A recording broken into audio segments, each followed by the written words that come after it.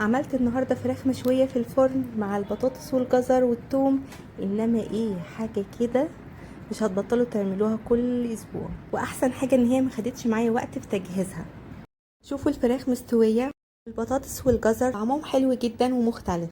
الوصفه دي ممكن تقدموها مع رز ابيض، رز بشعريه، او رز بسمتي زي ما يريحكم.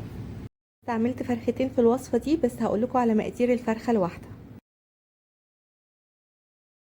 في بولة غويطة هنزل ب5 معالق كبيرة من الزبادي، ومعلقتين كبار صلصة، ومعلقة كبيرة توم مفروم، ومعلقتين مستردة، و2 عصير ليمونة بس انا نسيت احطها في التتبيلة. بعد كده هنزل عليهم بتلت كوباية من زيت الزيتون.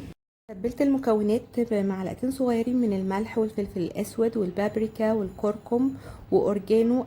ممكن تستبدلي الاورجانو بالزعتر لو مش متوفر عندك. ونقلب المكونات كلها مع بعض وننزل بيها على الفراخ. هنستعمل بس نص التتبيلة ونشيل النص التاني هنستعملهم كمان شوية. ونتبل الفراخ كويس جدا ونحط التتبيلة تحت الجلد.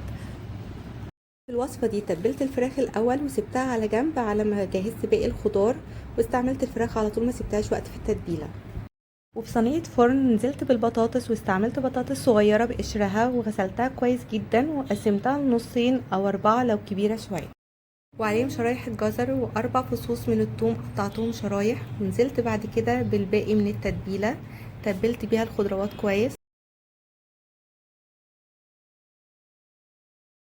وحطيت الفراخ المتبلة على الخضار. وهنا حطيت عصير الليمونتين اللي انا نسيت احطهم في التتبيلة. في الاخر خالص نزلت بكوباية كبيرة من المية عشان تعمل صوص.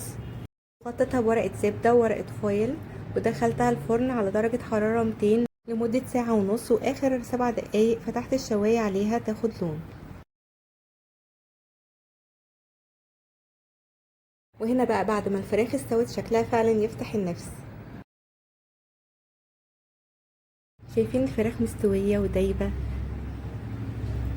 وطعمها حلو جدا، اكيد باين من شكلها.